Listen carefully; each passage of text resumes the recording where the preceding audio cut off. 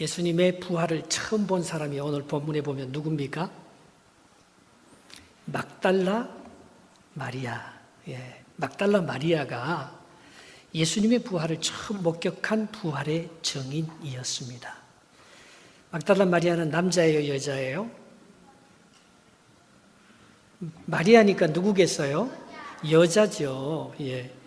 막달라 마리아는 착한 사람일까요? 못된 여자일까요? 아니요. 막달라 마리아는 어떤 여인이었죠? 창기였다고 합니다. 그러니까 왜 이름이 막달라인 줄 알아요? 막달라 마리아. 모든 걸 자기한테로 막달라 마리아. 모든 남자의 몸을요, 자기가 다 가로챘어요. 막달라 마리아. 이렇게 하면서 이 여자는 그 주위의 남자들이 정말 이 막달라 마리아를 그냥 두지 않았어요. 너무 예쁘고. 그러나 그는 몸을 팔아서 살아가는 그런 여자였어요. 이 막달라 마리아는 종교적으로 건강한 사람이었습니까? 안 그러면은 뭔가 정신적으로 잘못된 사람이었습니까? 막달라 마리아는 7 귀신이 들렸다가 나은 사람이라고 했어요. 그는 종교적이기보다는 비종교적이에요. 그는 성령의 사람이보다는 사탄적인 사람이에요. 모든 사람에게 놀림을 받고 더러운 여자라고, 그리고 정말 악한 영에 사로잡힌 여자라고, 그렇게 저주받은 여자가 이 막달라 마리아인데, 어떻게 해서 이 막달라 마리아가 예수님의 부활을 처음으로 목격하는 부활의 증인이 될 수 있었느냐 말입니다. 3가지 이유를 말하겠어요. 첫 번째, 이 막달라 마리아는 She saw Jesus die. 예수 그리스도가 죽는 걸 봤어요.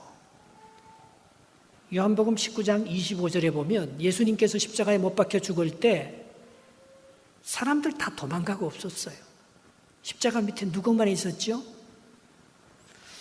예수님의 어머니 마리아하고 그 이모하고 글로바의 남편 되는 마리아하고 오늘 막달라 마리아, 이 4명의 여인과 예수님의 제자 중에서는 사도 요한 한 사람만 예수님 십자가에 못 박히는 것을 지켜보았지, 다른 제자들, 다른 가족들은 다 도망가고 없었어요. 오늘 예수님의 죽음을 끝까지 바라보고, 예수님이 얼마나 피를 많이 흘리셨어요.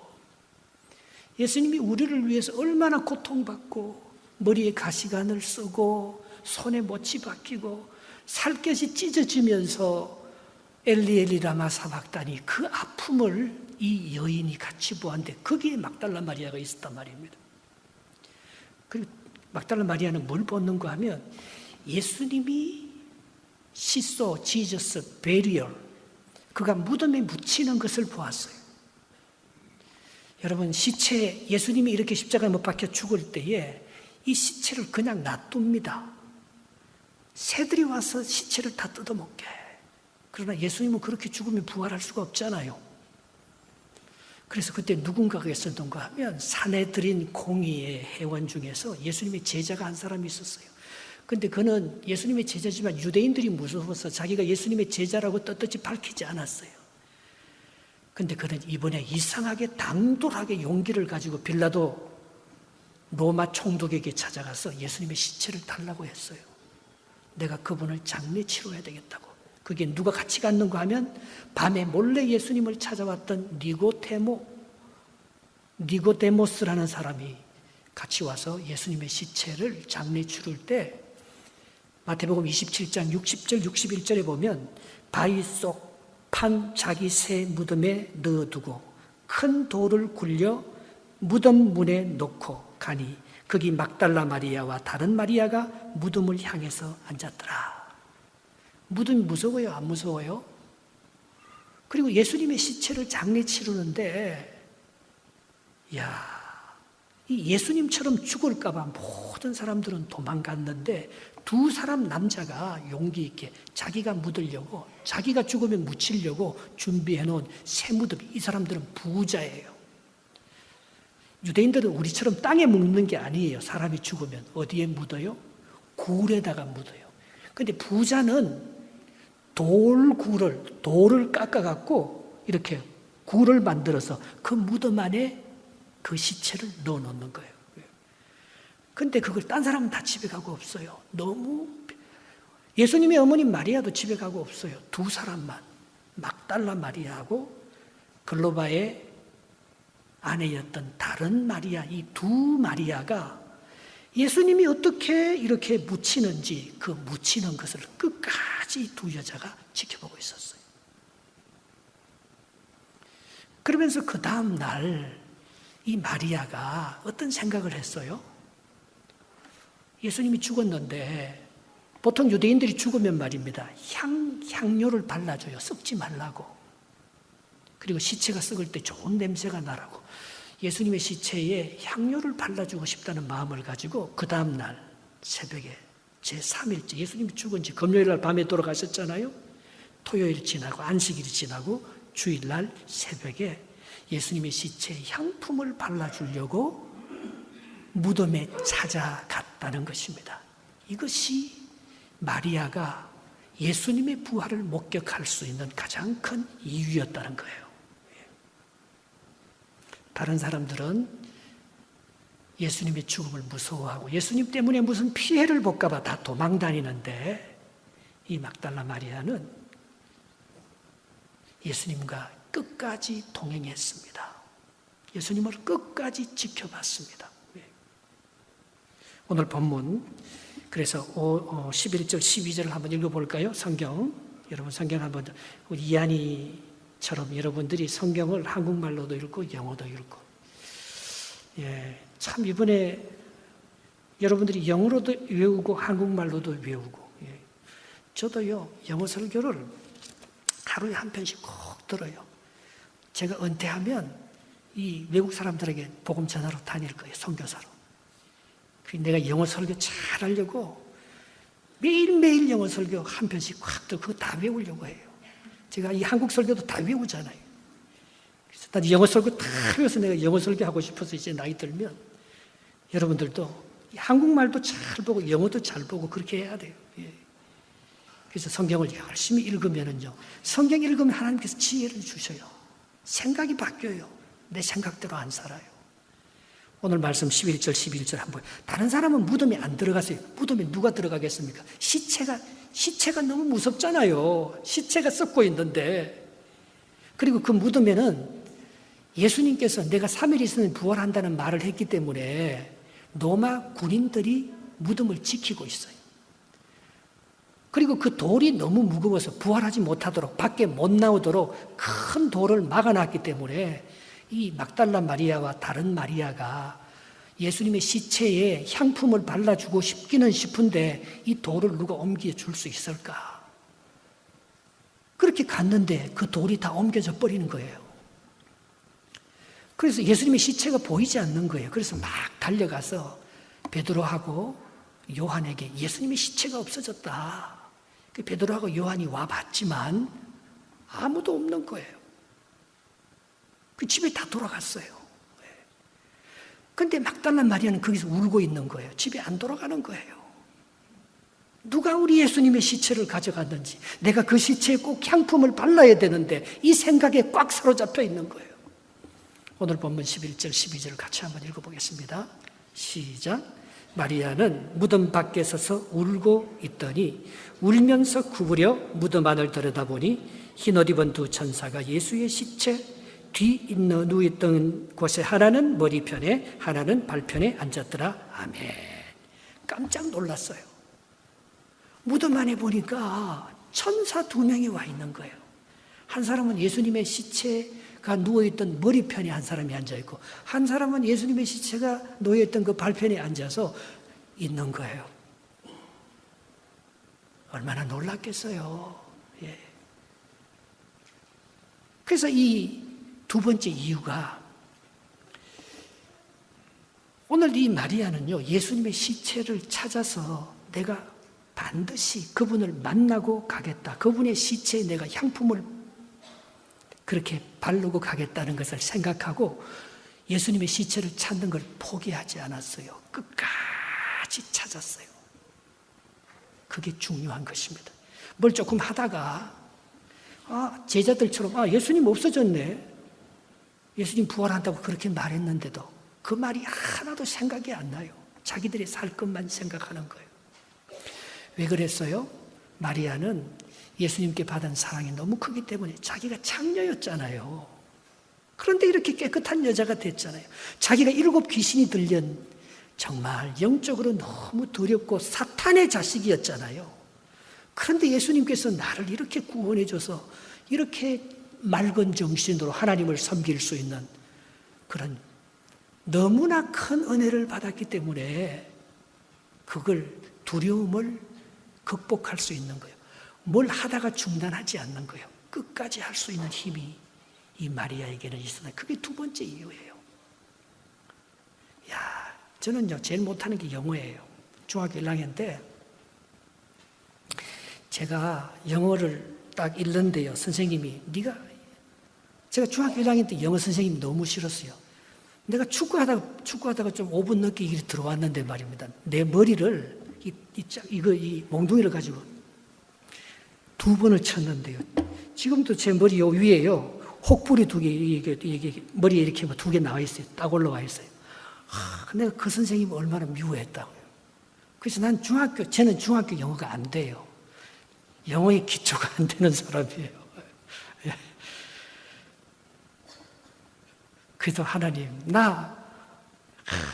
내가 영어를 좀 잘하고 싶어요. 하나님 나에게 좀 지혜를 주셔요. 안 되는 영어를 가지고 안 되는 발음을 가지고 흉내내 보는 거예요. 인터내셔널 이러니까 못 알아듣더라고요. 이노레이셔널 이게 따라하는 거예요. 배터리 하니까 못 알아듣어요. 배러리 흉내내 보는 거죠. 자꾸 따라하는 거죠. 여러분, 하나님의 은혜는요, 나보다 믿음이 좋은 사람, 나보다 먼저 믿은 사람, 나보다 믿고 좋은 열매를 맺는 사람을 따라가는 거예요.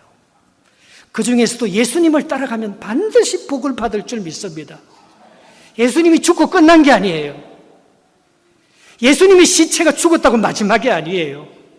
다른 사람들은 예수님 무서워해요. 그렇게 힘없이 그렇게 죽는 그게 무슨 하나님의 아들이냐. 모든 사람이 그것이 끝났다고 생각했습니다. 그러나 마리아는 안 끝났어요. 마리아는 끝까지 예수님을 따라갑니다. 예수님이 반드시 나에게 더 큰 복을 주고 더 큰 축복을 주시라는 것을 믿고 믿음으로 따라갔어요. 예레미야 29장 13절에 이렇게 기록하고 있습니다. 너희가 진심으로 나를 찾으면 나를 만나리라. 우리가 주님을 찾고 우리가 주님을 의지하면서 끝까지 주님을 따라가면 하나님께서 우리에게 무슨 축복을 줘도 축복을 주실 줄 믿습니다. 우리의 자녀들을 정말 하나님께 맡기고 우리 자녀들이 하나님을 찾는 사람만 되면, 하나님의 말씀을 묵상하고 그 말씀을 따라서 순종하는 사람만 되면 하나님께서는 무슨 일을 내도 내시는 거예요. 오늘 마리아에게는 그런 믿음이 있었다는 것입니다. 그래서 두렵지 않았어요. 겁내지 않았어요. 그래서 끝까지 주님을 찾아갔다는 것입니다. 그래서 천사들이 하는 말이 뭐예요? 13절, 14절 한번 읽어보겠습니다. 13절, 14절 시작. 천사들이 이르되 여자여 어찌하여 우느냐? 이르되 사람들이 내 주님을 옮겨다가 어디 두었는지 내가 알지 못함이니이다.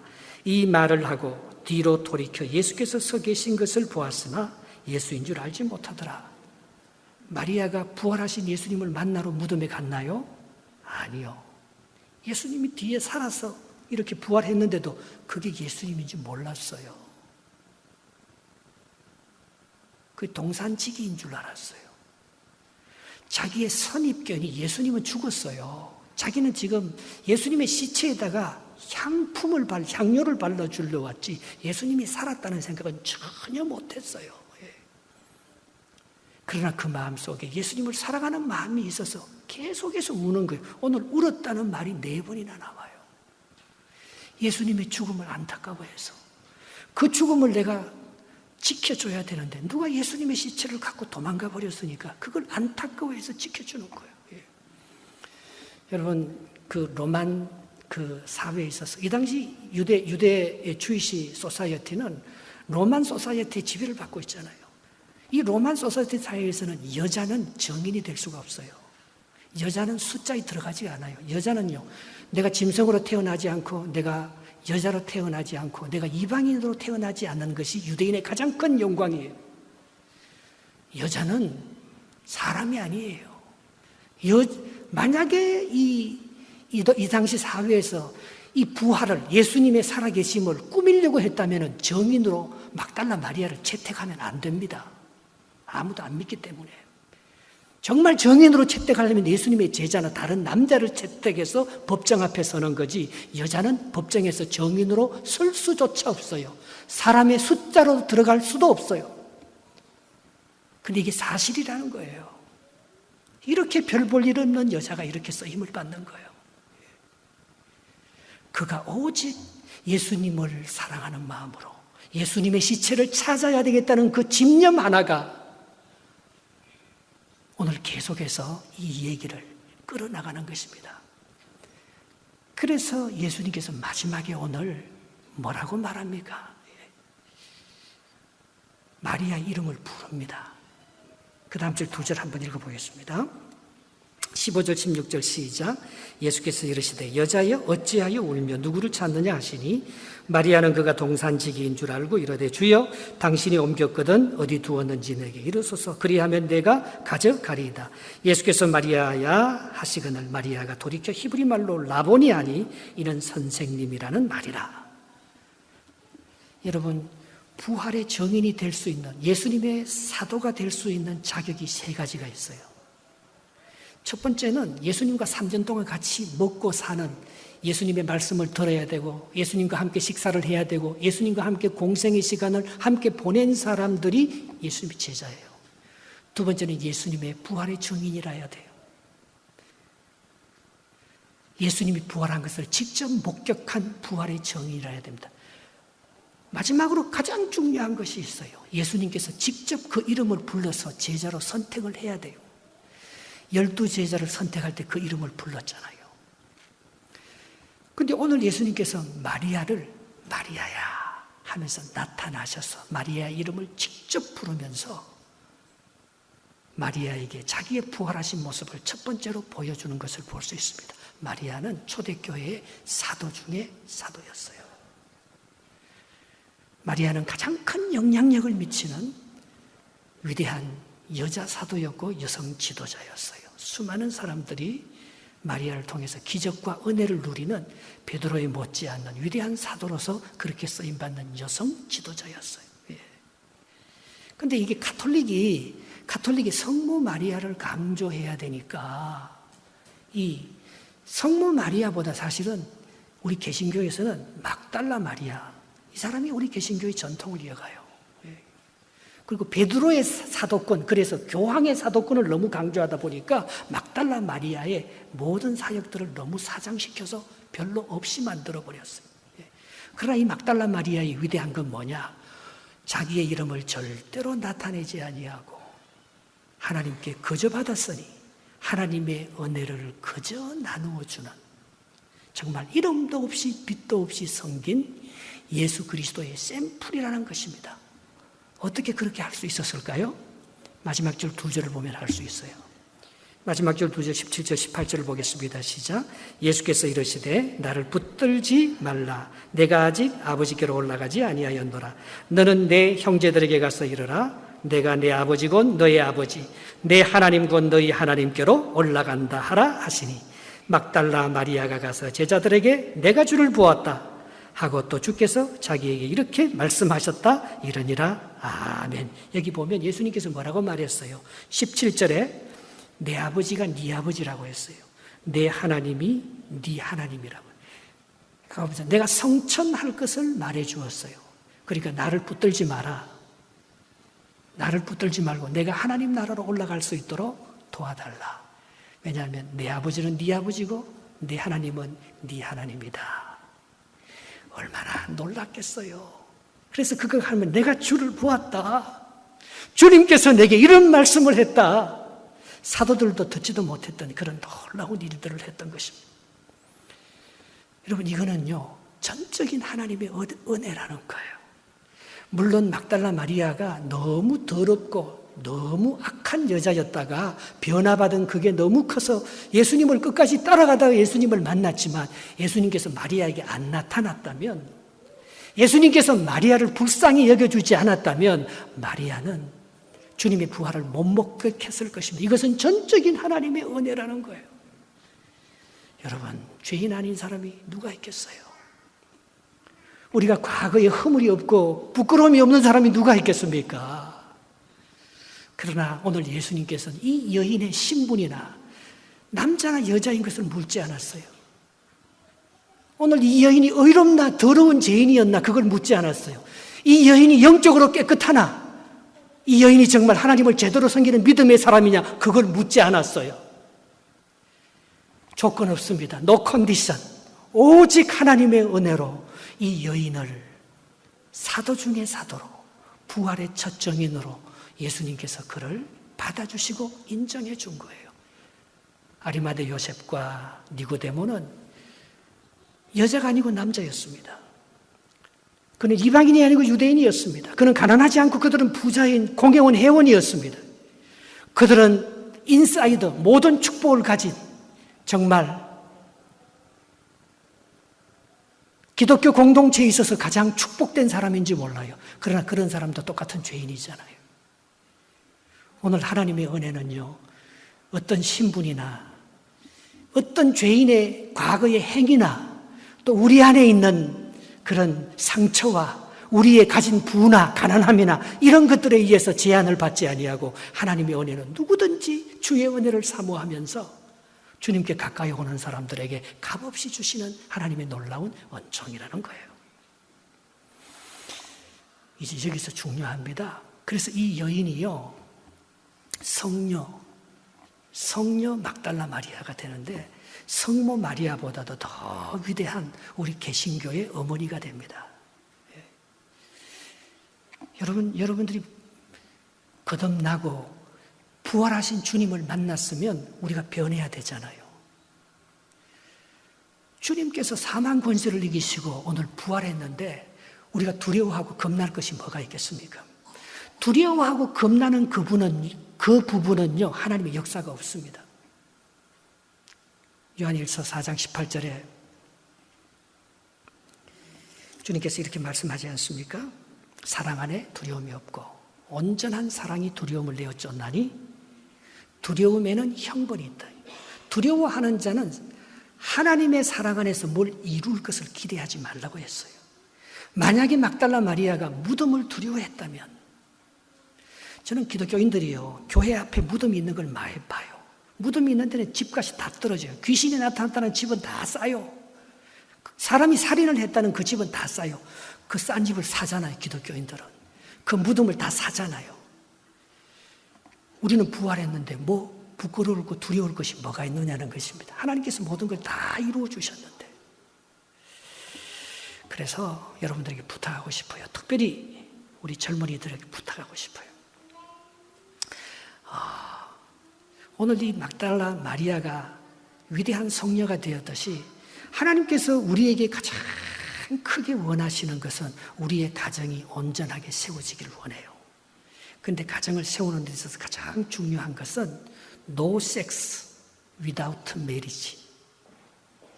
결혼 바깥에서는 섹스를 하지 않는 거예요. 거룩한 마리아가 부활을 경험한 주님이 나를 축복해 줄 건데 뭐 뽀뽀는 좋아.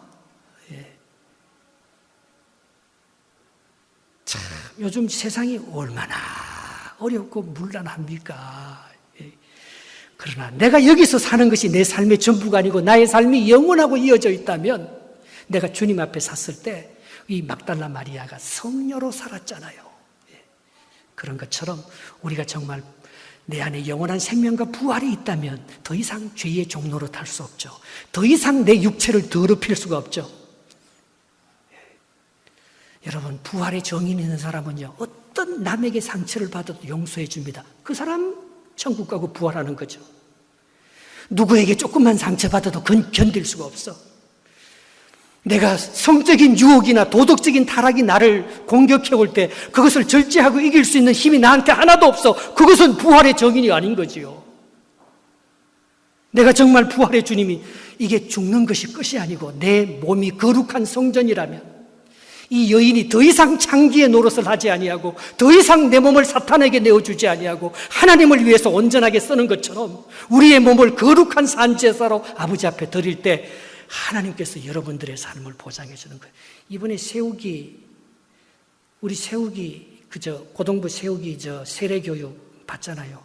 세우가 네가 이제 예수를 믿고 세례교원이 된다는 것은 네가 이제 깨끗하게 살아야 되는 거야. 네가 결혼하기 전까지 다른 여자하고 섹스하지 아니하고 네가 결혼한 그 아내하고만 아웃사이드 메리지가 인사이드 메리지 안에서만 섹스하고 하나님만을 정말 섬기는 거룩한 우리 세우기가 된다면 하나님께서 세우기 인생을 축복해 줄 거야. 결혼 안 하고 같이 살잖아요. 다 섹스해보고 나하고 맞는지 안 맞는지 그거 생각해보고 그게 맞아야 결혼하잖아요, 요즘요. 그러나 우리 이 21세기에 우리가 이 세상을 살리고 우리가 부활의 정인으로서 부활을 전할 수 있는 능력이 우리 안에 있다는 것은 우리가 가정 안에서 우리의 몸을 거룩하게 지키며 하나님 나라를 위해서 우리가 성전으로 한번 쓰임받는 것, 막달라 마리아가 남자의 그 육체를 막 달라고 하던 그 여자가 거룩한 성녀가 되어서 하나님의 나라를 아름답게 세우는 부활의 정인이 되었듯이 제가 한번 묻겠습니다. 여러분 결혼하기 전에 내가 하나님 앞에 서원하는 거예요. 나한테 서원 안 해도 돼요. 하나님 앞에. 여러분도 마찬가지입니다. 우리가 결혼했으면 우리가 인사이드 메리지 안에서 하나님이 내게 주신 그 복이 가장 큰 복인 줄 알고 그 남편만, 그 여자만 사랑하면서 우리가 사는 거예요. 물론 혹시 잘못되어서 이혼하고 또 재혼할 수도 있겠죠. 그런 어려운 상황을 당하는 그걸 비난하는 게 아니에요. 그러면 재혼은 더 깨지기 쉽잖아요. 사모는 거의 80%, 90% 더 깨지잖아요. 왜? 그런 하나님 앞에서 거룩한 자기의 결단과 서원이 없기 때문에 이 결혼은 영원한 것입니다. 하나님이 짝 지어주신 것을 인간이 깨지 못해요. 내 가정은 영원한 것입니다. 여러분의 육체는 거룩하고 영원한 것입니다. 그걸 하나님 안에서 여러분들이 그 성을 정결하게 순결하게 지켜나갈 때에 여러분들이 참 가장 큰 능력은 정직함과 깨끗함에 있는 거예요. 하나님 날 축복해 주실 거야. 그래서 이 여인이 베드로 사도보다도 더 위대한 개신교 전통의 뿌리를 이어가는 정말 거룩한 성녀가 되었듯이 우리도 하나님 앞에 그런 거룩한 육체로 내가 평생을 살겠다. 그 믿음이 내가 부활을 믿고 증거하는 그 이유고 증거입니다. 사랑하는 우리 중고등부 그리고 청년 우리 자녀들 여러분, 하나님 안에서 내 육체를 잘 지켜서 정말 아름다운 가정을 이루고 그걸 통해서 부활의 능력을 덧입어갈 수 있는 주님의 신실하고 겸손하고 깨끗한 종으로 날마다 살아갈 수 있으시기를 주님의 이름으로 축복합니다.